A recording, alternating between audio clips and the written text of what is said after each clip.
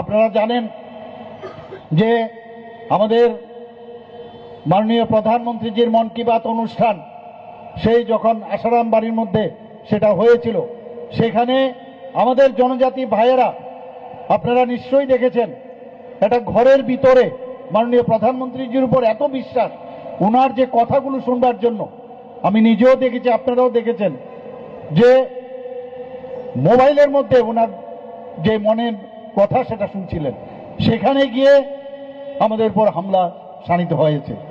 আমি আর পরের মাসে কিন্তু আমি সেখানে গিয়েছিলাম। আইনের পথে চলবে, কেউ গায়ের জোর দিয়ে কিছু একটা করে নেবে, এই সরকার কোনো অবস্থায় সেটাকে বরদাস্ত করবে না, সেটা আপনাদের জানিয়ে দিচ্ছি আমি। বন্ধুগণ, আমাদের সুরক্ষার প্রশ্নে যা যা দরকার আমরা করব, আমরা কারোর উপর আঘাত আনবো না, কিন্তু কেউ আমাদের উপর আঘাত আনবে অন্যায়ভাবে, তো সেটা আইনের মাধ্যমে তার প্রতিকার আমরা করব। বন্ধুগণ, আপনারা জানেন আমরা চাই যে জনজাতি জনগোষ্ঠীর তাদের যে মেইন আমাদের উদ্দেশ্য সেটা হচ্ছে তাদের আর্থসামাজিক উন্নয়ন।